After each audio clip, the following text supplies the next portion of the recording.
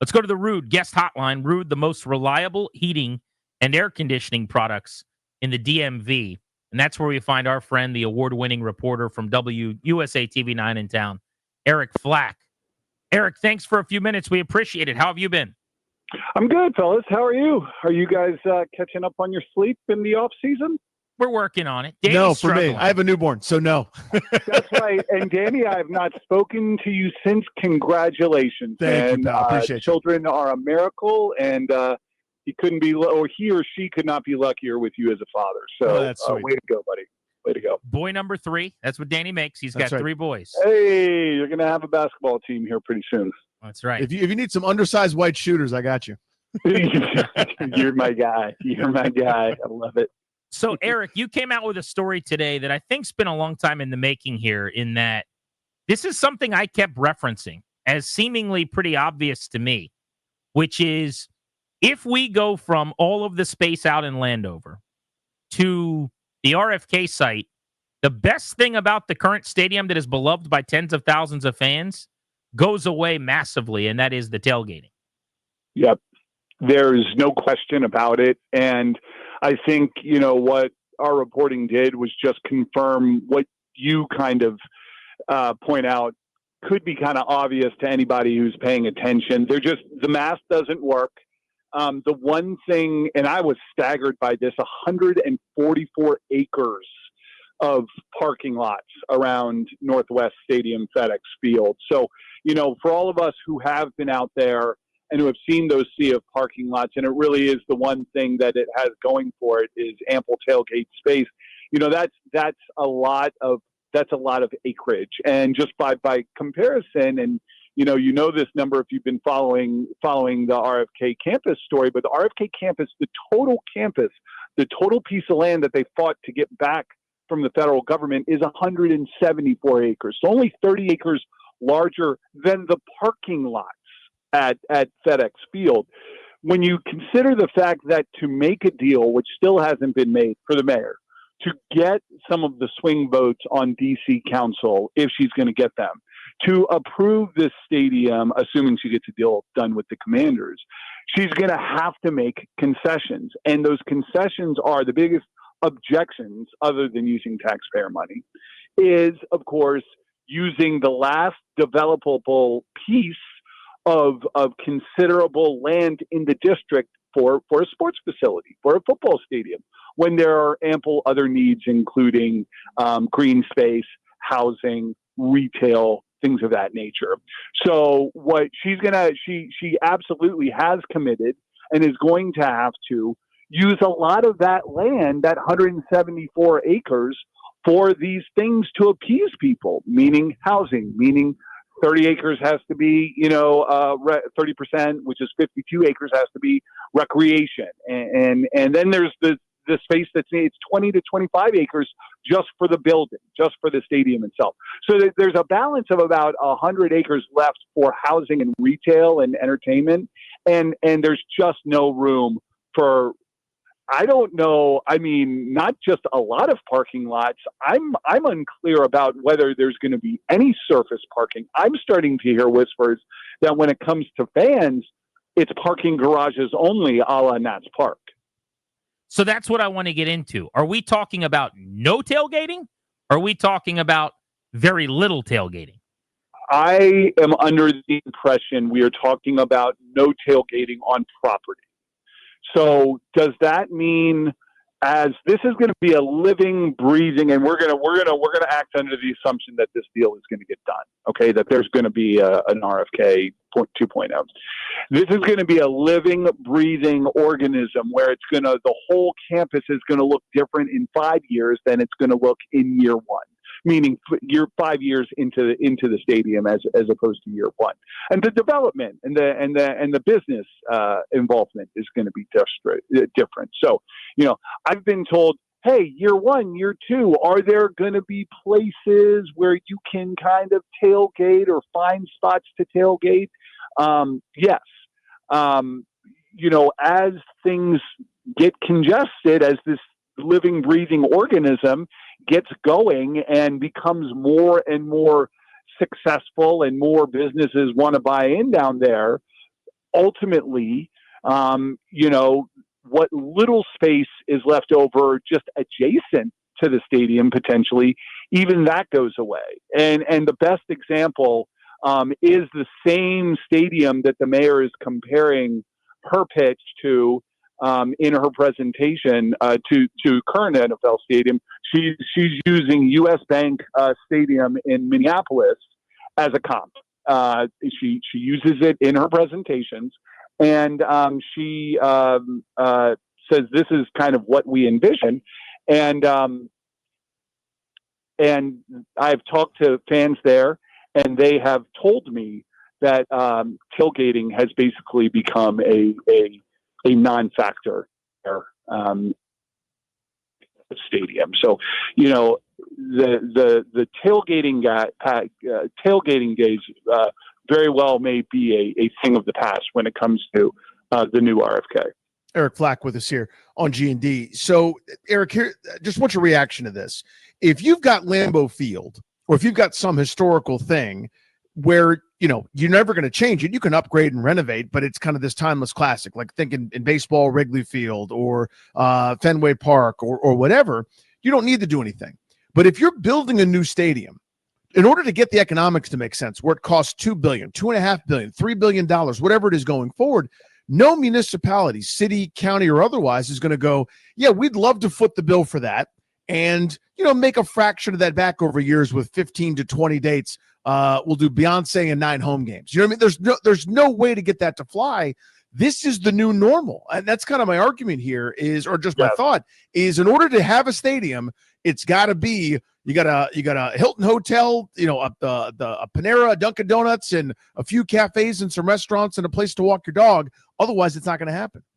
Yeah, that's a good point, Danny. A couple of things on that. One, just reading the kind of reaction from fans on X when I posted this story, there are, I don't know, surprisingly or encouragingly, depending on which side you're on, fans who understand that there was going to have to be trade-offs to come back to the district, and this is the kind of more modern way to do a stadium, particularly if you're going to move it downtown. Second of all, you're right. As I talk to people close to the project, they say, yeah. I mean, they don't really hide the fact that this is kind of one of the concessions, but they also kind of see it as fans will get used to this. This is the way it's done. And again, when you go to what's happened in Minneapolis, those fans that are typically used to tailgating for decades, they have been upset because they now have 2 parking lots, and the fans told me it's $1,000 per space per season. So if you want a parking space in one of those 2, you got to pay $1,000. I don't even know if there's going to be any surface parking at what would be RFK.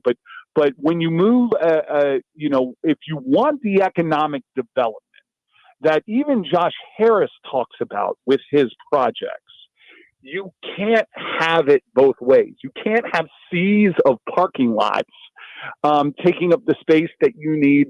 The bars, the sports bars, the fun places for kids, the fan zones, the places, the open spaces where they're going to have beer trucks and food trucks, and that's going to kind of be your new pregame norm. And I saw one fan reference, and excuse me, I've never been to Tampa Bay to the stadium there. Granted, Danny, you guys may have been there, but there are stadiums where they have these fan gathering areas, and that is the new pregame, postgame sort of ritual that replaces the tailgating thing that everybody is so accustomed to. And Eric, you're so good at this because that's literally where I was going to go next. So when we went, I haven't been to Tampa, but Grant and I went to New Orleans, and they developed this sort of fan zone. So you show your ticket, I'm just making up the number, half a mile from the stadium, and then you don't have to do it again. Once you're inside the campus, you get free reign. Now, this just happened to be this big beer garden and a kind of a cool place to go, but there was, you could get your Bud Light, you could get your hot dog, you could do sort of whatever. You're paying stadium prices, but you're now on campus, and the whole thing was hassle-free. Getting in and out couldn't have been easier. so the question is sort of, your thoughts to expound on that. But number two, what are they going to do for the tailgaters? Right? Because it's easy to say, like, hey, you'll get used to it. That's not how I want to endear myself to fans. Like, I don't want to tell you get used to something. I want to be able to say, here's what we're offering. I don't know that they have to take your last point first. I don't think or know that they have an answer to that second part other than they think people will just have to deal with it. When you talk about the neighborhoods around RFK, and this was another part of the piece yesterday in the Capitol Hill area, a lot of these neighbors, some of these, I've had pushback from the team about like everybody in those neighborhoods being against it, but there are certainly some who don't want the fallout from having a stadium and game day traffic. They fully believe that tailgaters are going to tailgate, and if there's not a lot on property, then they're going to pull up in 2 blocks off of East Capitol, find a lot somewhere, and just kind of do their thing on somebody's curb outside their front lawn. All of us have also been to various sporting events where and you even go to the Masters, it's like that, where people own property and they'll park you on their lawn. But I just knowing the area, there isn't lawn space like that. There just isn't that much lawn space. That's the other thing that kind of differentiates the potential new RFK from some of these other stadiums. And even when you talk about M&T Bank in Baltimore, that because those areas aren't just bursting with congestion and already kind of like have people and residents, it's not a residential area, you can put up a bunch of parking lots. Like you can put up a bunch of private parking lots. You can cater to the facility. There's even dozens of them. I went to the game. We parked in a lot and walked. I mean, they're all over Baltimore in that little area by Camden Yards and M&T Bank. And that has become the de facto pregame, ritual. But as you also know, part of that pregame ritual is that bar strip down there outside, the Ravens games. And those can be incredibly, incredibly popular. And I believe that they envision that becoming the new norm for what they want to see at the potential new RFK Stadium. But no, I don't think there's anything they can do. Again, I'm not hearing about surface parking for people. And I think I'm hearing a lot of talk about Metro. I'm hearing a lot of talk about, other ways to get people into the game. But, and again, so they're going to have one parking lot. I mean, they can do what Minneapolis does, where they have 1 or 2 parking lots and sell those, to the richest fans who can pay $1,000 for a spot for a year. I mean, that kind of doesn't get to the core of the fan base who is passionate about tailgating anyway. It's not going to really, appease the masses, so to speak, in that nature. It's 2 degrees for half of their season, right? I mean, it's a big difference. Eric Flack is with us from Channel 9 in D.C., an award-winning reporter. They also have to bake this in, too. It's all they've really had as a fan base over a lot of years here, and that hopefully will change. But I come at this from a little different perspective as someone who is a part of a tailgating group every single week. I'm on the email chain where they're saying what they're making, and my wife's a season ticket holder. I mean, this is a huge part of their experience. Now, for many years, Eric, I will say, they knew the game was not going to be that fun. And especially after, October, the team's bad and the game doesn't matter. It's just to hang out with your buddies and you're drinking and you're eating and you're playing cornhole and throwing the football. But that was kind of the highlight. So you're going from tens of thousands of people who take that as one of the real significant joys of the experience to 0. That's very different than just saying, well, what is there at SoFi in LA or what is there in Minnesota? I mean, it's the one season you're going to be tailgating 60,000 plus people of 80,000 at a game or whatever. And the next, there's no tailgating. Like, that's just a pretty stark contrast for fans. It is going to be a stark contrast. And I think that the reality will hit home once deals are struck and plans are released. Look, everybody can say we want it like Buffalo or we want it like Kansas City, where you have the best of both worlds. You have mountains of, lots to tailgate on, and then you go inside and you kick the other team's butt, and then you go outside and celebrate. You get it all. They're not going to be able to have it all. And for a myriad of reasons, from the literal space to the politics of the deal to just potentially from a business standpoint, do they want people bringing their own drinks and hanging out in parking lots and cooking their own food? Or do they want to take all of that and throw it into their pockets or into the local economy? And eliminating tailgating, and this is just me pontificating for a second, but eliminating tailgating is a good way to make sure all the dollars that are brought to the game or to whatever event is there goes into somebody's pocket, whether it be a local business, a local bar, or the stadium and the team itself. Yeah, I think that's the end game, because it'll all end up in the team's pocket in one way or another. Whether they get the full $10 for the beer, they'll get 17 cents off the tax of it or something like that. But I think that point stands, Eric. So the one thing I want to close with, though, is in terms of the neighborhood. I don't want to say we're underestimating that. I think everybody sort of gets that this is an obstacle, that the majority of those neighbors that bought over there and that neighborhood that's been rejuvenated and changed in a million different ways probably aren't that steamed up about the stadium itself, but they can deal with the mixed use this and the dog park that and the skate park and everything in between.